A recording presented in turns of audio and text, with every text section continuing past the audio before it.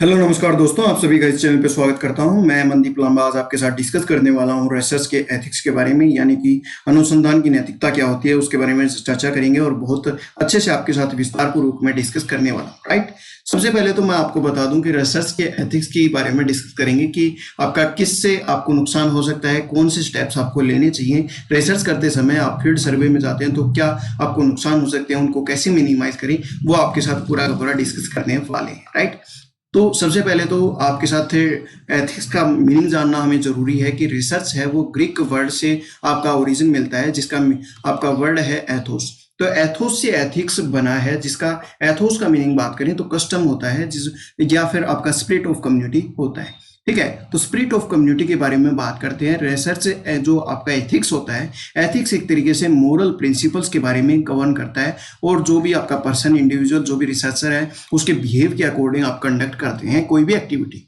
Right, तो एक तरीके से एक्टिविटी हमारी यहाँ पर रिसर्च है कि हम रिसर्च करना है, तो एक्टिविटी जो भी हम करेंगे वो आपके मोरल ड्यूटीज के अकॉर्डिंग, मोरल प्रिंसिपल्स के अकॉर्डिंग हमें बिहेव करना है, गवर्न करना है। ये आपके रिसर्च एथिक्स के साथ होता है। हमें क्या करना है, ये आपकी सबसे पहले तो आपकी जो रिसर्च एथिक्स है ये आपकी फिलोसफी की ब्रांच है। राइट, उसके साथ साथ ये डील करता है मोरालिटी के बारे में, डिस्कस करता है, बताता है कि हमें मोरालिटी कैसे, मोरल ड्यूटीज़ को निभाना है, मोरल प्रिंसिपल्स को निभाना है, इसके बारे में डिस्कस करता है। एथिक्स कंसर्न करता है क्या हमारे लिए अच्छा है, क्या हमारे लिए बुरा है, उसके बारे में बताने का प्रयास करता है वर्ल्ड के सिनेरियो में। उसके साथ साथ राइट क्या है, आपका रोंग क्या है, सही क्या है, गलत क्या है, ह्यूमन एक्शंस के अकॉर्डिंग वो हमारे साथ डिस्कस करता है। रिसर्च एथिक्स हमें ये चीज़ें आप बताने का प्रयास करता है रियली में ये। ठीक है, अभी हम जान लेते हैं कि रिसर्च बेनिफिट रेशियो क्या होता है। अगर ये रिसर्च बेनिफिट रेशियो हम देख लेंगे, उसके बाद आपके कुछ समाधान की बात करेंगे। राइट, सबसे पहले तो आपके बेनिफिट्स क्या हो सकते हैं, आपके पार्टिसिपेंट्स को, जो भी आप रिसर्च कर रहे हैं, उनको क्या बेनिफिट हो सकते हैं। सबसे पहले तो जो अनअवेलेबल है, आपका डाटा कोई पब्लिश नहीं है, तो उसको हम एक्सेस कर सकते हैं। राइट, उसके बाद आप कंफर्टेबली आप वहाँ पर अगर कोई फ्रेंडली पर्सन मिल गया तो आप कंफर्टेबली उससे सभी सिचुएशंस को डिस्कस कर सकते हैं। ये आपका बेनिफिट हो सकता है। जो भी नॉलेज है वो आपको इंक्रीज करने का मौका मिल जाता है, ये भी आपका एक बेनिफिट है। आप सेटिस्फाई अगर हो जाएंगे तो दूसरों की भी मदद कर सकेंगे, ये भी आपका पॉइंट बनता है।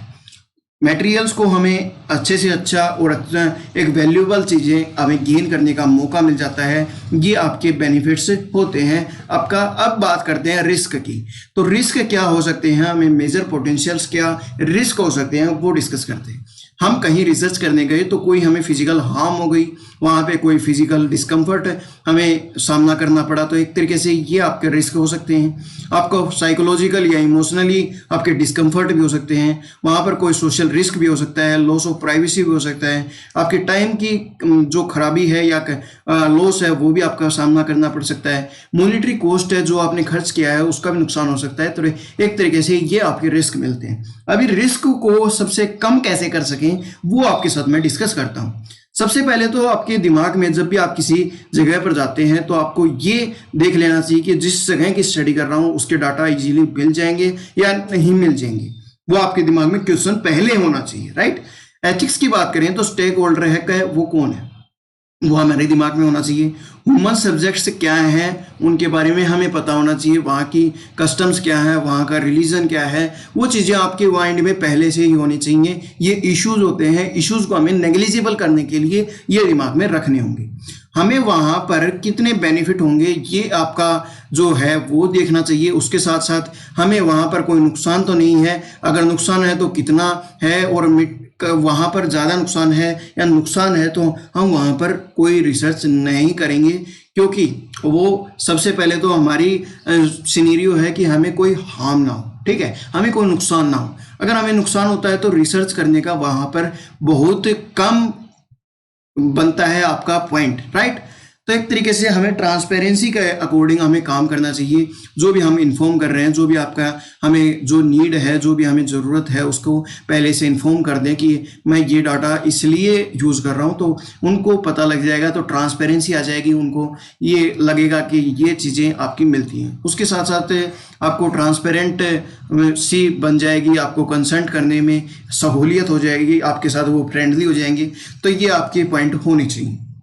लॉज की बात करें तो वहाँ पर कोई ऐसा लॉ बना रखा हो कि वहाँ पर आप नहीं रिसर्च कर सकते, तो एक तरीके से वायलेंट कोई लॉ बना रखा है, कोई आपके लॉ के अगेंस्ट आप जाकर अगर रिसर्च कर दें तो वो आपकी बिल्कुल भी आपकी ऑथेंटिक नहीं होगी, वो आपके बहुत ज़्यादा नुकसान हो सकता है वहाँ पे। तो इसलिए हमें ऐसी चीज़ नहीं करनी चाहिए, राइट।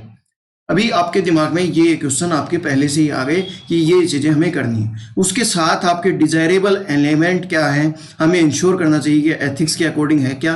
तो ऑनेस्टी हमें करनी चाहिए, जो भी आपके डाटा हैं, जो भी आपके रिजल्ट्स हैं, जो भी आपके मेथड्स हैं या प्रोसीजर है, वो हमें एक तरीके से ईमानदारी के साथ, ऑनेस्टी के साथ काम करना चाहिए, ताकि वो हमारा वर्क है वो आपका बहुत अच्छा हो सके, राइट। ऑब्जेक्टिविटी होती है, उसमें कोई बाइसनेस नहीं आनी चाहिए, चाहे वो एक्सपेरिमेंटल डिजाइन की बात करें, चाहे आपकी डाटा एनालाइज की बात करें या इंटरप्रिटेशन की बात करें या प्योर रिव्यू की बात करें, तो हमें इनमें कोई बाइसनेस नहीं लाना है। इससे हमारा ऑब्जेक्टिव है वो आपका एक तरीके से फेल हो जाता है, हम जो काम करना चाहते हैं वो आपका नहीं हो पाता, राइट। इंटीग्रिटी की बात करें तो जो भी आप काम करते हैं वो आपका बिल्कुल सिंसियरिटी के साथ करना चाहिए। जो भी थॉट्स हैं, जो भी एक्शंस हैं, उनको हमें ईमानदारी के साथ, इंटीग्रिटी के साथ, सिंसियरिटी के साथ काम करना चाहिए। केयरफुलनेस काफ़ी पर्सन से हो जाते हैं कि जो आपकी केयरलेस से एरर्स हो जाते हैं, जो बहुत छोटे छोटे एरर्स हो जाते हैं, उनको हमें अवॉइड कर देते हैं। तो एक तरीके से वो नेग्लिजिबल जो एरर्स हैं, जो भी आपके बहुत छोटे छोटे एरर्स हैं, उनको हमें बिल्कुल इग्नोर नहीं करना चाहिए, उनको हमें हटाना चाहिए, रिमूव करना चाहिए अपनी रिसर्च से, ताकि हम बेस्ट आउटपुट दे सकें, राइट। तो डॉक्यूमेंटेशन की सभी जो डॉक्यूमेंटेशन होते हैं प्रॉपर एस्पेक्ट्स के अकॉर्डिंग हमें उनको देखना चाहिए, उन्हें पढ़ना चाहिए, ये हमारे रहते हैं। ओपननेस हमें लेकर आनी चाहिए अपनी स्टडी में। डाटा जो भी हम यूज़ कर रहे हैं, रिजल्ट से हम आइडियाज़ या टूल्स से जो भी रिसोर्सेज हम यूज़ कर रहे हैं, उनके बाद जो भी हम कोई आइडियाज़ जनरेट कर रहे हैं, उनको हमें शेयर करना चाहिए, ठीक है। तो शेयर किसके अकॉर्डिंग, आपने आर्टिकल अगर आपने पब्लिश कर दिया तो उसके बाद आप पब्लिश करने के बाद कोई इशू नहीं है, आप उसकी सभी चीज़ें डिस्कस कर सकते हैं, कोई इशू नहीं है, ठीक है। तो ये आपका बनता है। रेस्पेक्ट की बात करें तो जो भी आपके प्रॉपर्टी राइट्स होती हैं, प्रॉपर्टी राइट्स की हमें बहुत ज़्यादा इज्जत करनी चाहिए, रेस्पेक्ट करनी चाहिए, क्योंकि जो भी आपके पेटेंट्स होते हैं, जो भी आपके कॉपीराइट्स होते हैं, उनको हमें अवॉइड करनी चाहिए। अगर किसी पर्सन का किसी कंटेंट हम यूज़ कर रहे हैं तो उसका एक तरीके से उनका नाम भी वहाँ पर इन्वॉल्व करना चाहिए, चाहे हम साइट करते हों, चाहे हमें कोट करना पड़े, या फिर हम रेफरेंसेस में आपका यूज़ करते हैं, तो एक तरीके से अगले पर्सन को, जिसने वो काम किया है, उसको भी इज्जत मिलेगी और उसको भी काम का श्रेय मिलेगा। तो ये चीज़ें हमें पहले से ही आपका माननी चाहिए। कॉन्फिडेंशियबिलिटी की बात करें तो जो भी हम कम्युनिकेट कर रहे हैं, जो भी पर्सन्स के साथ रिकॉर्ड या प्राइवेसी इश्यूज हैं, वो हमें जो भी आप अगर किसी से कलेक्ट कर रहे हैं तो वो कलेक्टेड जो मटेरियल है वो किसी के साथ पब्लिश कर दिया, किसी को दे दिया, तो वो चीज़ें आपकी बिल्कुल अनऑथेंटिक होती हैं। आप रिसर्च के एथिक्स के खिलाफ जा रहे हैं, ये चीज़ें आपको नहीं करनी चाहिए। जो भी आपका एम है, रिस्पॉन्सिबिलिटी है, आपका एम है, उसको आप बिल्कुल फुलफिल करें और सोसाइटी के लिए आप वहाँ पर एक मेन मोटो बनाकर चले कि मुझे कुछ ना कुछ सोसाइटी को देना है, तो वो आपका काम होता है। आपके कुछ वेस्टफुल या डुप्लीकेट जो पब्लिकेशन होते हैं वो हमें पब्लिश हो जाते हैं, रियली में पब्लिश हो जाते हैं, आप कहीं किसी ना किसी तरीके से उनको पब्लिश करा देते हैं। लेकिन दोस्तों, जो आपका अवॉइडिंग जो वेस्टफुल या डुप्लीकेट पब्लिकेशंस हैं वो हो जाती हैं, तो उससे आपका कोई बेनिफिट नहीं होगा। आप कहीं पर जाकर उसको लेकर नहीं जा सकते, उसको शेयर नहीं कर सकते उनके साथ, किसी पर्सन के साथ उससे डाटा को आप बता नहीं सकते। तो एक तरीके से ये चीज़ें अगर होंगी नहीं, किसी के साथ शेयर नहीं कर पाएंगे, तो आपकी क्या सोसाइटी को हम सर्व कर पाएंगे। तो एक तरीके से ये चीज़ें आपके माइंड में पहले से होनी चाहिए। हमें एक नैतिक नागरिक होने के लिए कर्तव्य निभाना चाहिए, रिसर्च को एथिक्स के अकॉर्डिंग काम करना चाहिए। इसी वजह से आपके साथ ये पॉइंट लेकर आया हूँ। रेस्पॉन्सिबल मेंटरिंग करनी चाहिए। जो भी आपके रिसर्च के किसी के अंडर कर रहे हैं, स्टूडेंट्स हैं या फिर आपके दोस्त हैं, कलीग्स हैं, उनके साथ आप फेयर ट्रीट करें, उनके साथ बहुत अच्छे से ट्रीट करेंगे तो आपकी रेस्पेक्ट होगी। रिस्पॉन्सिबल तरीके से आप ट्रीट करें। आप सीनियर हैं तो कोई भी आप से गाइडेंस मांग रहा है तो गाइडेंस आप अच्छे तरीके से दीजिए।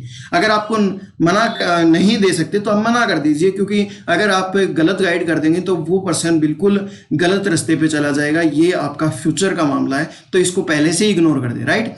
आपका नेक्स्ट पॉइंट की बात करें तो सोशल हमारी कुछ रिस्पॉन्सिबिलिटी होती है, हमें कुछ सर्व करना है आपकी सोसाइटी के लिए, तो वो आपका दिमाग में होना चाहिए।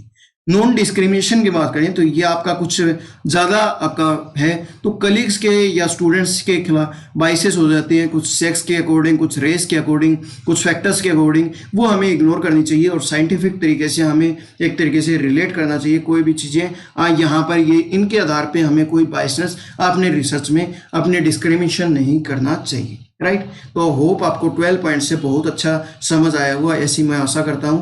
तो वीडियो में आपको पता लगा कि नैतिक कार्य क्या होते हैं, क्या आपको काम करने चाहिए रिसर्च से पहले, तो ये आपके दिमाग में माइंड डेवलप हो गया होगा, मैं ऐसी आशा करता हूं। आपको वीडियो बहुत अच्छी लगी होगी तो लाइक बटन जरूर दबाएं, शेयर करें अपने दोस्तों के साथ, और उसके साथ साथ इस चैनल पर नए हैं तो चैनल को सब्सक्राइब कर लें, क्योंकि सुबह 9 बजे आपके 9 AM आपके साथ डेली बेसिस पे वीडियो में लेकर आता हूँ, तो वो भी आप देखना ना भूलें। डेली बेसिस पे कमेंट कर लें, अपने कोई भी डाउट होते हैं तो वो आप मेरे साथ कमेंट कर सकते हैं। और आप सभी का यहाँ तक देखने के लिए बहुत बहुत धन्यवाद। जय हिंद, जय भारत।